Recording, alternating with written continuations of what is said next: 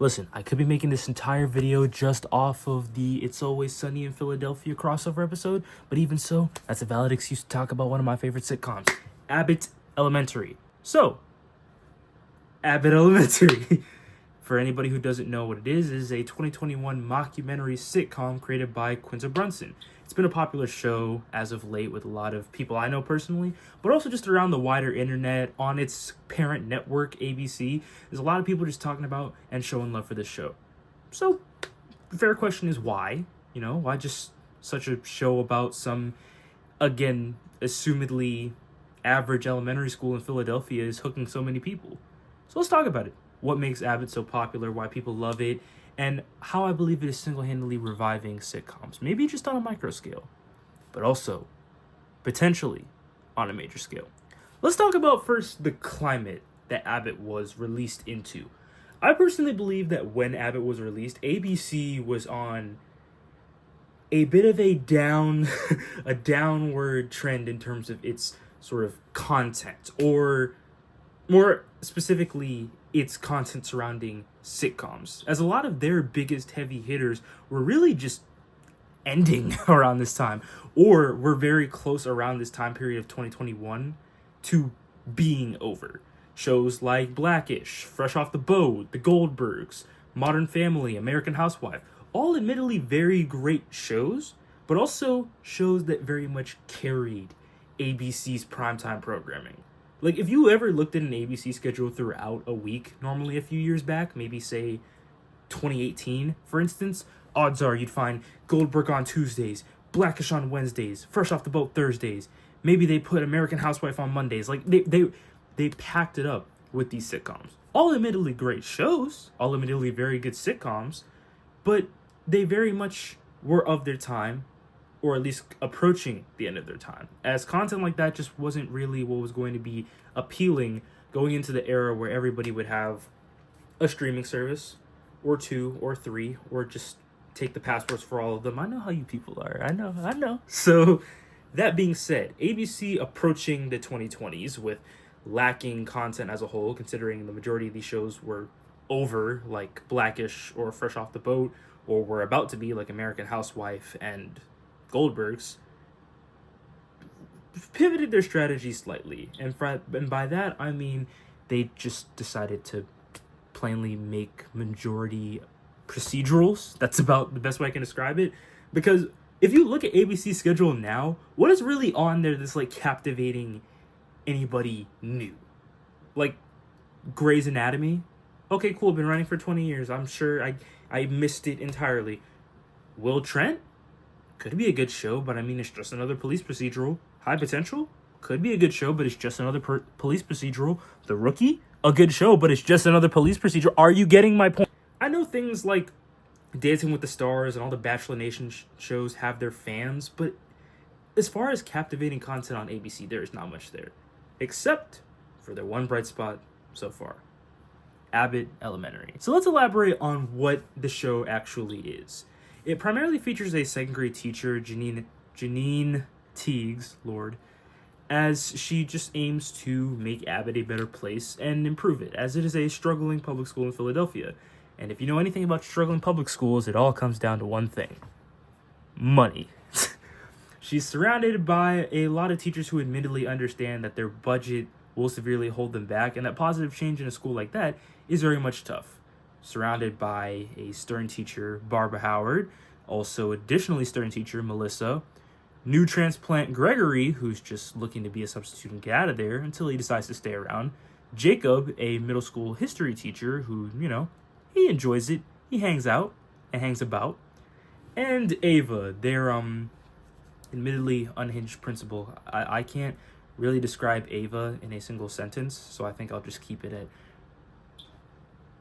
As a whole, Abbott's cast is very well-rounded, I would say. They all have very distinct personalities, they all bounce off each other well, and that's mostly just due to how the vibe of the show very much emanates those ABC sitcoms I mentioned earlier. Shows like Blackish or Goldbergs, maybe even throw in Modern Family. These kind of shows thrive off of just embracing the ensemble comedy format that really makes some of the best sitcoms, especially on ABC, work very well. As as a whole, you can tell that not only does the cast get along great with each other, but these characters, even in their initial arcs where they just maybe don't like everybody, you can tell that they grow on each other as people and as colleagues, as teachers who are trying to improve the school, who are trying to do the best by their kids, by the students. And that shows in a ton of different plot lines. That shows with them trying to get new resources for books, or dealing with personal drama that happens to find them at the school, and a whole bunch of other scenarios that will just pop up and make these characters' lives so much more interesting and real. Obviously, a main attraction would be Janine and Gregory getting together. I still think taking 3 seasons is a little bit wild for anything like that, but hey, y'all are happy now. Y'all in season 4, y'all see them all cute and booed up, so good for y'all. Abbott definitely seems like, admittedly, a good show, I would hope from how I described it, but what makes it different from really any other sitcom you could find that's brand new now? I would argue it's one thing. And I would argue it's the very thing that makes a majority of sitcoms that we consider classics successful. It allows you to care. With the streaming service format, it's very much easy to say that, oh, they just make all these shows like 8 episodes long to get extra seasons out there, which admittedly is how it goes. That is very much how it goes with the majority of maybe the most popular streaming shows. Subtracting sitcoms altogether. Mainly you're looking in the realm of dramas or action adventures or things like that. And the type of struggles those shows have is different to sitcoms. But the one thing you can compare to the two is that it expects you to come in with some sort of either pre-established or gradual connection to the characters as you're watching them. The greatest streaming shows are able to take advantage of that maybe longer running time between episodes to flesh out those dynamics, to make it really hit hard when these characters make certain decisions or get up to certain situations.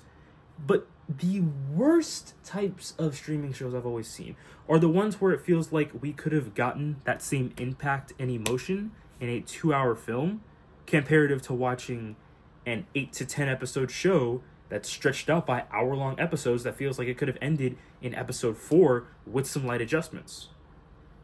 And half of the time, these shows don't really last long enough to the point where they can make that sort of long-term season-by-season impact, or they end up going on for so long, in technical years, not even seasons, that it just makes you wonder if it'll be worth it to get to that finish line by the end.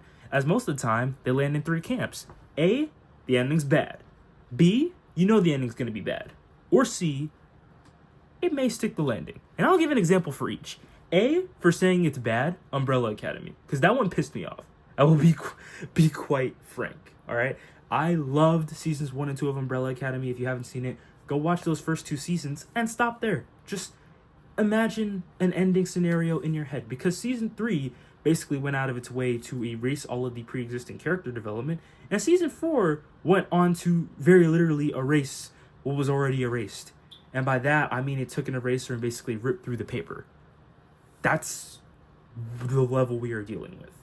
Then, as far as B, you know it's going to be bad. Hot take here, Outer Banks season 5. I'll put it down right now. I will hate watch that season. And I already don't want to because I hated season 4 so much. But if you know, you know. Outer Banks season 5, I guarantee you, will be trash. Everybody vehemently has expressed disappointment in season 3, then straight up hate towards season 4. Season 5 ain't got no hope. And for C, where it has a chance of landing and maybe being good, I argue Cobra Kai. That's not even done yet, but I would be generously willing to put that down as a valid one. As that show, season by season, has admittedly gotten, yes, crazier and unhinged, but remember, it's crazy and unhinged source material is The Karate Kid after all. So to see it very much come to a point where it's so unserious with its seriousness, and it's very much just saying, hey, this is a big blowout finale, you kind of have to respect it. Say what you will about Cobra Kai, but for those who watch it and are immersed in it, I can at least argue that that ending is going to be good. And that's sort of the 3 realms that most streaming shows fall into. And fundamentally, if they struggle to build that connection with the audience over time, they kind of have a hard time getting away with a lot of the excuses of growing pains or having rougher seasons towards the end of a run or things like that. Because at the very least, if you built a connection with these characters, you could understand it more. And that's where some of the best sitcoms specialize. That is how some of the greatest sitcoms we all consider amazing got to be that amazing. They were given that grace to be bad. Let me explain. As much as you can love certain sitcoms, watch their first season in comparison to a season that you maybe really like. I'll give an example for myself. I really love Brooklyn Nine-Nine, one of my favorite shows. And I will not lie, season 1, while admittedly being very funny, it's also just a little rough around the edges, admittedly. I think it can play a little too hard into certain character tropes or certain personality types without really breaking from them much. But when I compare that to a season I actually really like, that being season 3, maybe it's because of, I don't know, the time I spent watching it, but I really could understand a lot of the characters a lot better and where their traits come from as you delve into not only why these connections between people are the way they are, but how they're built upon, how they're developed, how they're essentially allowed to flourish and grow. But that only was able to grow with it being given the time to be bad. And I will be quite frank, I'm not really a fan of Abbott's first season. I struggled to watch through most of those episodes, minus the few that I would see on TikToks or commonly cited around as the good episodes of those seasons. I will not lie, Abbott's first season was rough. But much like many of the greatest sitcoms, it's all gotta start somewhere. It's all gotta start somewhere. Just like how The Office season 1 might have been a little rough, Parks and Rec season 1 might have been a little rough. Same for maybe ones like Modern Family, you could argue, or even Blackish. It started somewhere and was allowed to grow, which is a rare chance that most shows in today's media landscape get nowadays. For all those shows I just listed for being Netflix shows that have gone on for 4+ seasons, 5+ seasons, and so on, many shows on Netflix are lucky to get past 3 or 2, or more often than not, which is the saddest part, barely 1. Some are prematurely canceled before they're even allowed to release all of their episodes. And that's a sad reality. R.I.P. Daybreak, R.I.P. Julie and the Phantoms, R.I.P. probably one that you guys will name down in the comments, because I'm sure we all have a show that we loved for that season and we had to mourn prematurely as it was just poof, done. And I'm claiming that Abbott breaks this sort of pattern because a sitcom, especially with the modern landscape of how we mainly consume through streaming and stuff like that, is very rare to see. If streaming shows in general have a hard time lasting, sitcoms would have an even harder time lasting, theoretically, as all of the great heavy hitters have basically gone on to pasture and are sitting in our heads as nostalgia-induced memories, while the new ones aren't really grabbing our attention in the way that's captivating, considering that our attention spans have been shortened so much that TikTok comedy can fill the same void as a sitcom. But that's exactly what makes Abbott so great. It doesn't have to rely on much of that modern stuff. Think about its setting, even. Set in elementary school. That is not a place you would typically consider for a show or a sitcom in general. Sure, easy enough to just slap any workplace on there and make it a workplace comedy like The Office, but to make it in elementary school shows that it is attempting to understand a newer generation. Those young kids who may be growing up and may be dealing with certain challenges or scenarios or things of that nature. Look at its cast.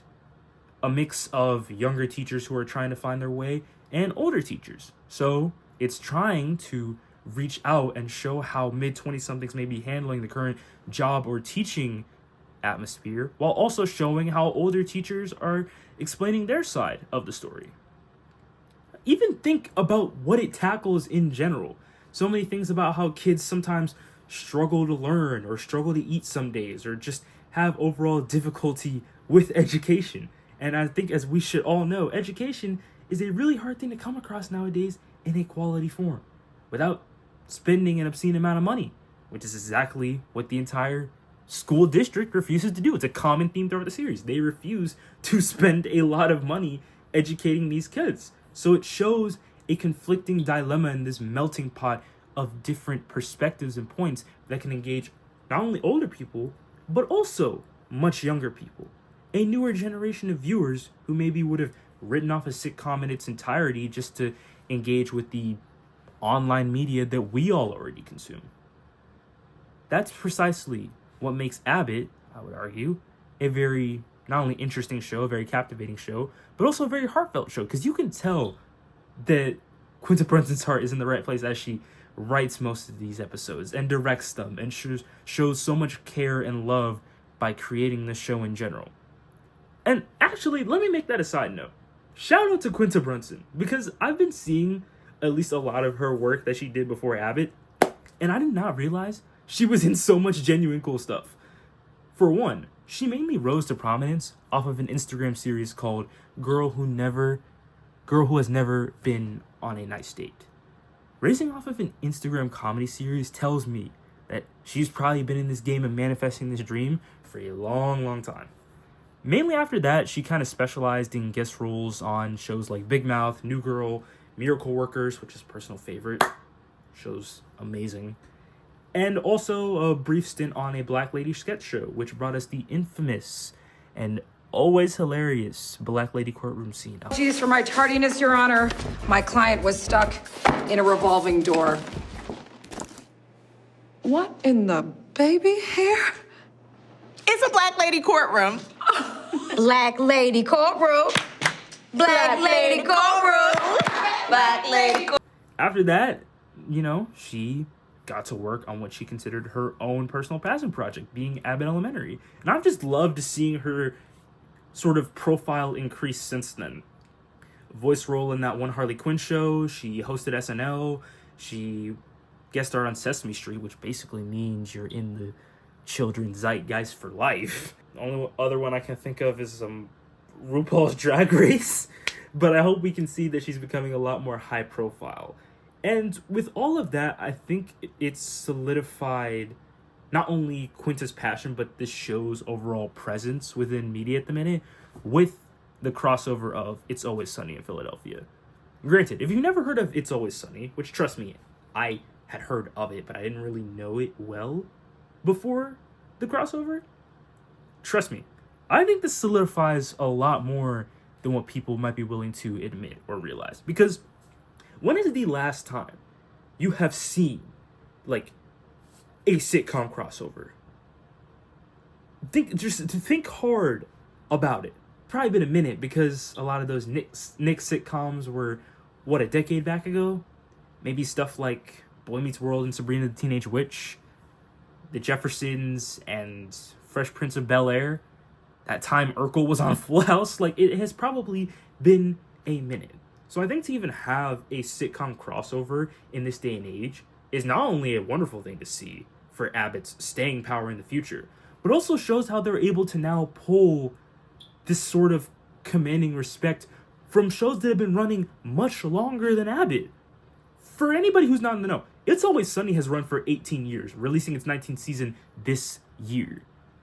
Trust me when I say Abbott is the newer one, and the fact that they were able to make this happen is very telling of just to how many wonderful opportunities this show has, and how it's boosting, I'd say, the relevance of sitcoms in general. Shoot, It's Always Sunny is kind of a inverse version of Abbott when you really think about it. It's always kind of had a more cult following approach, sort of. Like, people know about it, but it's very much a sort of niche thing. If I were to compare the two shows, I would say that if Abbott Elementary gave you vibes of Bob's Burgers in terms of an animated program, then It's Always Sunny is kind of like a very twisted mix of Archer and South Park. It is very much, it's not necessarily very cash money to watch it in front of your entire family, is what I'm saying. But it, at the very least, has shown it's a show and a sitcom with staying power. Rob McElhenney basically created that entire show himself and is one of the central characters. That's why I like comparing these two shows. They're both spearheaded by people who not only star in the show, but have a very intimate understanding of what they're writing and working with. And by a chance coincidence, they happen to meet backstage in the Emmys and talk about creating this entire crossover. And I think that's very interesting. This shows that Quinta not only managed to create a very captivating show in its own right, but also is commanding this respect from other shows that have been running much longer. And I think that's a wonderful thing to see, because sitcoms in general, as far as relevance is concerned, very much has faded within these last few years, especially throughout the 2020s. We've basically normalized streaming content to be so much bigger and so much more high profile that it makes sense sort of the more legacy programs are getting snubbed as a result. But sitcoms especially very much are like a rare dime a dozen to get any at all, let alone one with staying power and let alone a good one. Any that are still running now, whether animated or otherwise, kind of are on season double digits out of the scheduled triple digits that it's meant to run through, you know? So for Abbott to be able to come out in a time like the 2020s, build this genuine audience of people who loves it by speaking on all these different topics within its own world, and being able to show other shows why it's a valuable part of popular media, at least for right now, I think is very important. Because a sitcom revival, I would say, is very much possible. Without nostalgia baiting, without having to do sequel series or reboots or anything like that, which, hey, no knock to them. If they're good, they're good. But a sitcom revival, at least in the way that I could genuinely see it, being a new era of long-lasting shows that can live up or exceed what the old ones delivered, I think it's very much possible. And I see Abbott Elementary as being the starting point of this. So I know this is probably a very long video, maybe a slightly yappity yap video, but I at least hope that you guys enjoyed it, because genuinely talking about TV shows and media in general is something that really intrigues me, and I want to build my sort of skill for talking about it. So I think that's all I personally have to say, and if you're watching this, I love you.